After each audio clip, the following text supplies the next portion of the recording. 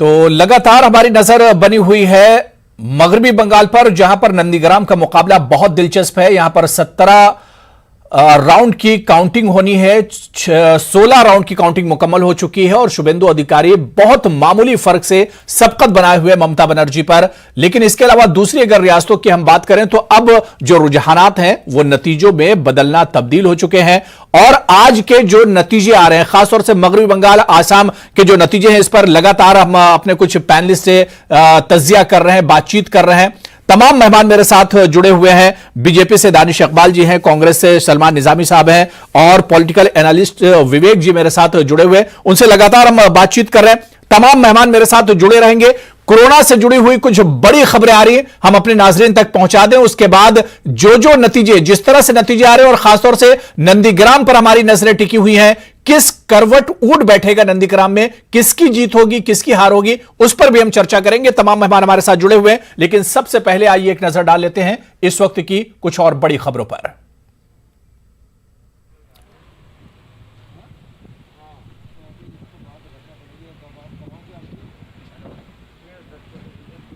चलिए, सबसे पहले इस वक्त खबर अजमेर से आ रही है, जहां कोरोना के बढ़ते केसों के बाद सेहत का निजाम मफलूज होता नजर आ रहा है। मरीजों को जवाहरलाल नेहरू अस्पताल में कोई सहूलतें नहीं मिल पा रही हैं। मरीजों को लेकर जाने वाली एम्बुलेंस को अस्पताल के गेट के अंदर ही दाखिल नहीं होने दिया जा रहा है। ऐसे में एम्बुलेंस ड्राइवर मरीजों को घर वापस छोड़ रहे हैं। एक ऐसा ही नजारा देखने को मिला फाई सागर रोड पर। अरावली के रहने वाले विनोद बंसल की तबीयत खराब हुई तो 160 नंबर पर एम्बुलेंस को फोन किया। एम्बुलेंस आई और मरीज को लेकर अस्पताल गई, लेकिन वहां पर मौजूद पुलिस एहलकारों ने अस्पताल के गेट के अंदर ही नहीं जाने दिया। मजबूरी में रिश्तेदारों को मरीज को घर वापस लाना पड़ा। यह सूरत हाल है राजस्थान के अजमेर की। जयपुर से कि अरावली नगर में एक पेशेंट है जिनका ऑक्सीजन लेवल कम हो गया, तो हमारे पास में कॉल आई, हम रवाना हो गए और हम वहाँ पर पहुँचे तो उनका ऑक्सीजन लेवल वाकई कम था। तो ऑक्सीजन लगाई हमने उनको, ऑक्सीजन लगा के फिर जेलन के लिए रवाना हुआ और जेलन आए तो यहाँ पे एंट्री नहीं दे रहे हैं। अब जेलन में बोल रहे हैं कि यहाँ पे बेड फुल हो रखे हैं, तो आप पेशेंट को अभी अंदर नहीं ले जा सकते हैं। अभी हमारे को मना। कोरोना महामारी के दौरान एक अच्छी खबर आई है। राजस्थान के करौली के अभिषेक ने वज़ीर आला अशोक गहलोत की अपील पर अपनी शादी को मुलतवी कर दिया।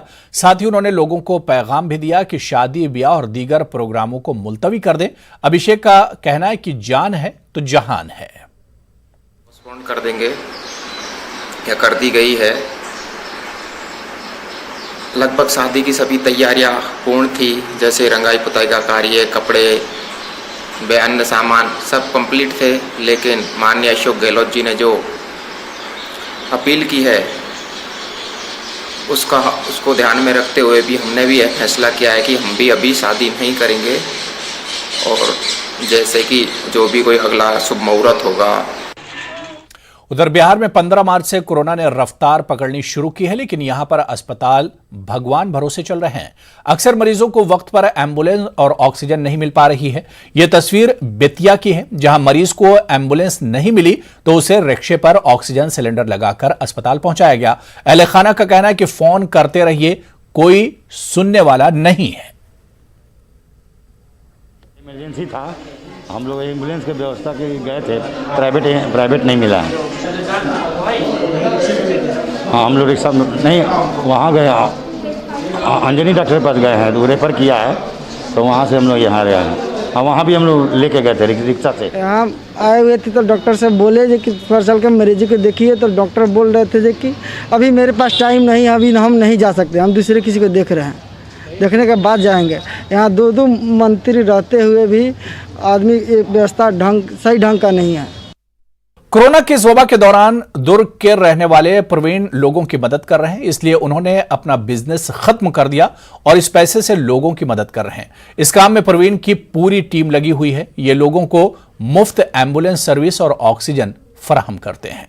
हमको लगा कि एक दो लोगों का एम्बुलेंस के लिए भी फ़ोन आया मेरे पास, तो मैंने एक इंक्वायरी की एम्बुलेंस यहाँ से घर से लेके चंदूला चंद्राकल जाना है करके, तो वहाँ का उन्होंने 4000 रुपये बताया। तो मैं बोला ये तो बहुत ज़्यादा रेट है, 4,000 रुपये। इस वजह से फिर मैं उनको बार्गेनिंग करते हुए 3,000 आखिरी बोला। उसी दिन दिमाग खराब हुआ, मैं बोला तुरंत चालू करना है एम्बुलेंस।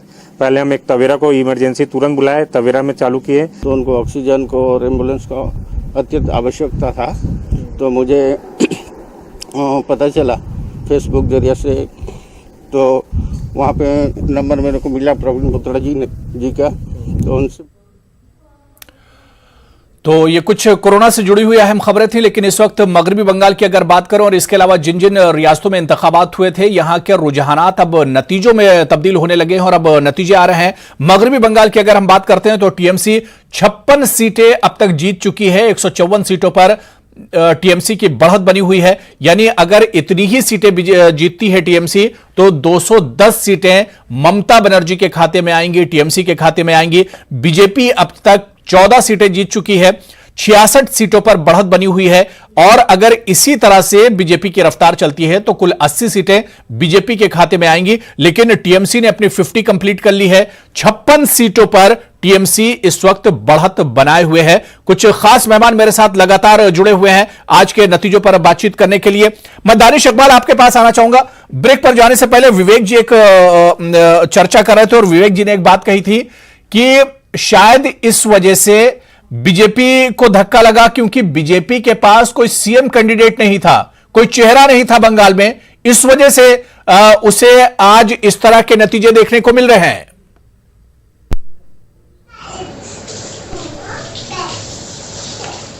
अब हुरैरा भाई देखिए, ऐसा है कि भारतीय जनता पार्टी की अपनी एक रणनीति होती है, अपनी एक कार्य संरचनाएं हैं।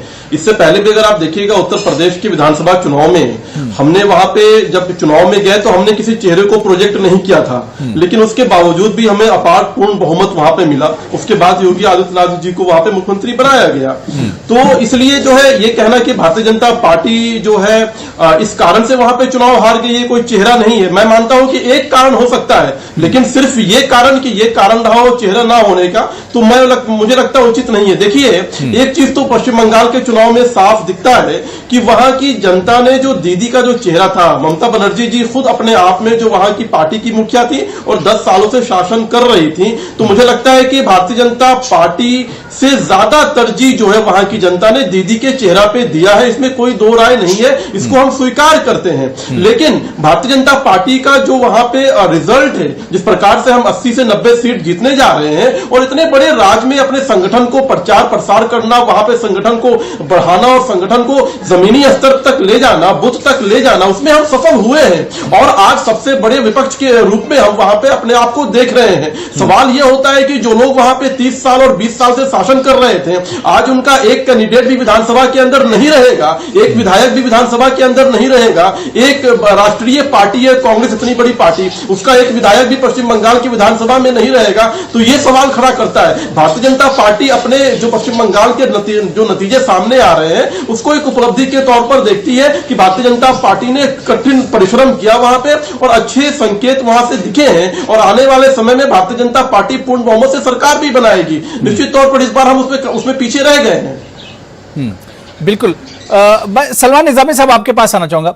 सलमान निजामी साहब, क्या वाकई में एक बड़ी वजह यह हो सकती है बीजेपी के हारने की उनके पास कोई इस तरह से चेहरा नहीं था? हालांकि दानिश इकबाल ने यूपी की मिसाल दी कि यहां पर भी चुनाव से पहले तक बीजेपी के पास कोई चेहरा नहीं था और उसके बाद फिर एक तरह से योगी आदित्यनाथ आते हैं और उन्हें सीएम बनाया जाता है। लेकिन बंगाल में क्या आपको लगता है कि इसकी वजह से एक शिकस्त हुई? बीजेपी की आज जो सूरत हाल है इस वजह से भी है कि यहां पर इनके पास कोई चेहरा नहीं था सामने, पब्लिक के सामने लाने के लिए। यहां पर भी अगर देखें तो अमित शाह जी, नड्डा जी और इसके अलावा मोदी जी ने ही सबसे ज्यादा यहां पर मेहनत की।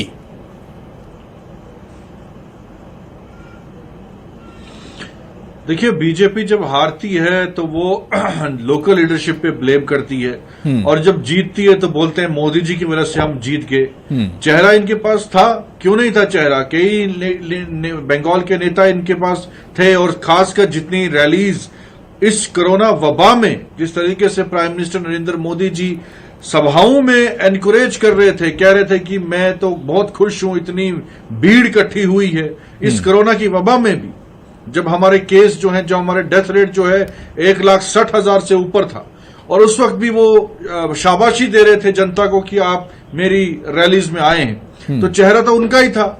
और आज वो हार गए हैं तो उनको एक्सेप्ट करनी चाहिए डिफीट, कि मोदी जी की एक्सेप्टेंस खत्म हो रही है।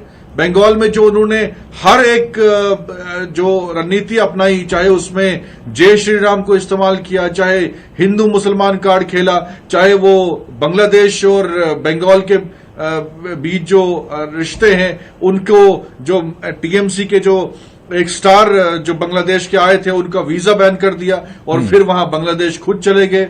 तो इनका ये मानना है कि हम जब स्टेट लेवल पे हारते हैं तो वो स्टेट लीडरशिप को ब्लेम करें कि हमारे पास कोई चेहरा नहीं था, वो था, ये था, लेकिन जब हारते हैं तो फिर मोदी जी को जो है बोलते नहीं कि मोदी जी की वजह से हारे। मोदी जी ने तो गांव मुझे लगता है कि कितनी सभाएं इन्होंने की इस इलेक्शन की वबा में भी, वो हर कोने कोने तक पहुंचे बंगाल में, हर कोशिश की किस तरीके से टीएमसी को हराए, लेकिन आज रिजल्ट आपके सामने है। तो इसलिए अब कांग्रेस की बात जहां है, आप कहेंगे कांग्रेस का हाल क्या हुआ, तो कांग्रेस का जहां जहां मैं कह रहा हूं कि कमजोरी हुई, हम बैठेंगे वहां कमजोरियां जो है उनको इंप्रूव करने की कोशिश करेंगे। कांग्रेस कर्नाटका में म्युनिसिपैलिटी इलेक्शन जीत गई, कांग्रेस पंजाब में म्युनिसिपैलिटी इलेक्शन जीत गई, कांग्रेस मजबूती से लड़ रही है, लेकिन जहां जहां हमारी गलती है उसको हम सुधारेंगे और देश को बचाएंगे। जो अभी हम कर रहे हैं, इस वक्त वबा फैली है, कितने भाजपा के नेता सड़कों पे हैं, कांग्रेस का चाहे यूथ कांग्रेस हो सड़कों पे है,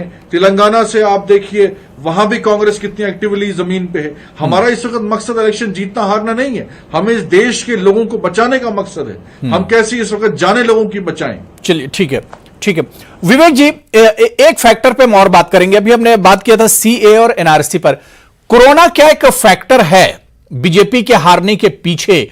क्योंकि 3-4 जब मरहले पूरे हो गए, 3 या 4 फेजेस पूरे हो गए और कोरोना रफ्तार, मुल्क भर में कोरोना की रफ्तार बढ़ने लगी, उसके बाद पूरा अपोजिशन बीजेपी को एक तरह से ब्लेम करने लगा और इसके अलावा सेंटर की गवर्नमेंट पर भी तनकीद होने लगी और उन्हें भी ब्लेम किया जाने लगा कि सरकार कोरोना से पूरी तरह से नहीं लड़ पा रही है।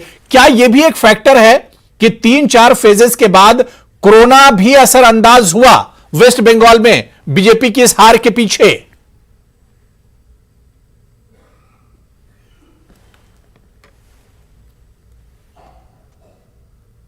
देखिए, आप किसी भी साधारण पहलवान को आप खाली से हरा देंगे, लड़ा देंगे तो हारना तय है। सीएम ममता बनर्जी के टक्कर में बीजेपी के पास कोई मुख्यमंत्री का चेहरा नहीं था और मुख्यमंत्री का चेहरा अगर था भी उसको उन्होंने घोषित नहीं किया था। दानिश जी ने भी बोला कि महाराष्ट्र, मैं तो बोलता हूँ महाराष्ट्र में यही हुआ था, यूपी में यही हुआ था, हरियाणा में यही हुआ था, तो क्या आप बंगाल में भी ऐसा कर देंगे? बंगाल की जनता अलग है, वहां पे आपको मुख्यमंत्री का कैंडिडेट को आपको लाना था और आपने ये बड़ी गलती की। दूसरा, इमोशनल जो कार्ड खेला गया ममता बनर्जी के द्वारा, जो कि चोट की उन्होंने राजनीति थी। देखिए, हमारे देश में महिलाओं का बड़ा सम्मान है और इसकी वजह से कहीं न कहीं महिलाओं का भारी मतदान टीएमसी के पक्ष में हुआ, चाहे आप सहानुभूति मान लीजिए या आप कुछ और मान लीजिए। तीसरा जो आपने कहा, जो चौथे चरण के बाद खास करके जो कोविड-19 सिचुएशन जो भारत में पैदा हुई, लाखों केस आने लगे, हजारों लोग मरने लगे और कहीं न कहीं जिम्मा कहीं न कहीं रिफ्लेक्ट किया गया कि सारा जिम्मेदार केंद्र सरकार है और इसका भी खामियाजा इस चुनाव में बीजेपी को भुगतना पड़ा है। और चौथा जो सबसे इम्पोर्टेंट है, आप देखिए कांग्रेस और लेफ्ट, इनका अच्छा खासा परसेंट था 2016 में, लेकिन ये परसेंटेज जो वोट है गया कहाँ? देखिए, ये मिला है टीएमसी को। ठीक है विवेक जी, इस पर चर्चा जारी रखेंगे। इस वक्त बड़ी खबर आ रही है कोलकाता से। हम आपको बता दें कि नंदीग्राम में लास्ट राउंड की काउंटिंग इस वक्त चल रही है। 820 वोटों से ममता बनर्जी बढ़त बनाए हुए हैं। इलेक्शन कमीशन ने जो अभी अपडेट कराया उसके हिसाब से हम आपको बता दें कि हमारे पास न्यूज 18 उर्दू के पास जो खबर आ रही है, नंदीग्राम हल्के से ममता बनर्जी बढ़त बनाए हुए हैं क्योंकि लगातार यहां पर मुकाबला बहुत करीबी और कांटे की टक्कर चल रही है। नंदीग्राम में लास्ट राउंड की काउंटिंग में ममता बनर्जी 820 वोटों से बढ़त बनाए हुए हैं, आगे चल रही हैं। इस वक्त की सबसे बड़ी खबर, क्योंकि सुबह से ही सबकी नजरें नंदीग्राम की सीट पर टिकी हुई है कि आखिर यहां पर नतीजा क्या कुछ होगा। 16 राउंड तक भी तस्वीर साफ नहीं हुई थी। बहुत कम मार्जिन से शुभेंदु अधिकारी लीड किए हुए थे, लेकिन इस वक्त जो बड़ी खबर आ रही है, हमारे टीवी स्क्रीन पर भी खबर चल रही है कि नंदीग्राम से ममता बनर्जी इस वक्त बढ़त बनाए हुए हैं। आखिरी राउंड काउंटिंग की हो रही है।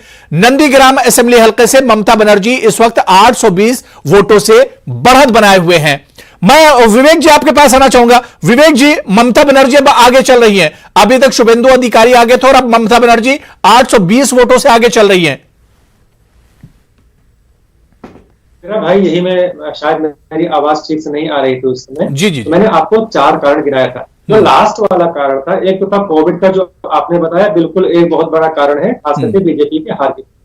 चौथा जो मुझे लगता है, मैंने जो स्टार्ट किया था, जो लेफ्ट आउट टीएमसी का जो परसेंटेज जो वोट है, वो बीजेपी को, वो टीएमसी को मिला, और टीएमसी का जो बीजेपी ने वोट बैंक जो अपने पास खींचा था, कहीं ना कहीं उसको कॉम्पेंसेट कर दिया, और इसीलिए आप देख रहे हैं 48% लगभग वोट शेयर जो है टीएमसी के पास। तो ये देखिए, अभी लास्ट क्या हुआ था पिछले बार, अभी आधे घंटे पहले, कभी शुभेंदु जी आगे हो रहे हैं, कभी ममता जी आगे हो रहे हैं। तो देखिए, जो टक्कर है बड़े कांटे की है, खास करके अगर मैं नंदीग्राम की बात करूं। और आपको देखिए याद रखना चाहिए, जो राजनीतिक में जिसको कर्मभूमि मानता हूं, और ममता बनर्जी की जन्मभूमि भी राजनीतिक रूप से नंदीग्राम रहा है, और वहां से इस तरीके से टक्कर दिया है, ये वाकई अप्रत्याशित। दानिश इकबाल, नंदीग्राम से जो खबर आ रही है बीजेपी के लिए वो अच्छी नहीं है। ममता बनर्जी अब यहां पर लीड कर रही हैं।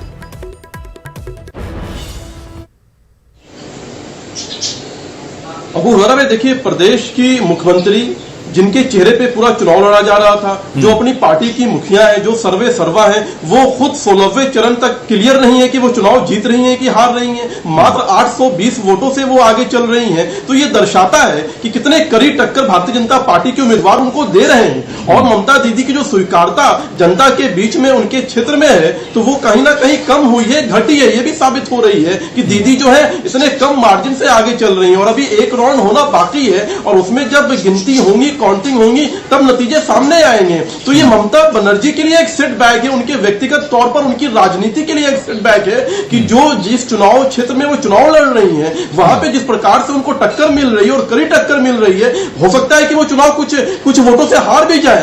तो ये बड़ा सेटबैक ममता बनर्जी के लिए है। देखिए, जो ये कांग्रेस के मित्र कह रहे थे कि मोदी जी की स्वीकारता समाप्त हो रही है, मुझे समझ में नहीं आता है किस परिप्रेक्ष्य में ये देखते हैं राजनीति को। पांडिचेरी में कांग्रेस की सरकार थी, वहां हमारी सरकार बन रही है, और असम में हम दोबारा सरकार बनाने जा रहे हैं। केरल में हम 1 सीट से 3 सीटों पे जो है बढ़त ले रहे हैं। पश्चिम बंगाल के अंदर हम 3 सीटों से आज 90 सीटों पे जा रहे हैं। तो इसको स्वीकारता खत्म कहना तो नहीं कहते हैं मेरे लिहाज से। तो ये समझना पड़ेगा कांग्रेस को कि उनकी स्वीकारता निश्चित तौर पर समाप्त हो गई है। एक विधायक भी उनका पश्चिम बंगाल में जीत करके नहीं आ रहा है। राहुल गांधी केरल में जो है कैंप लगाए हुए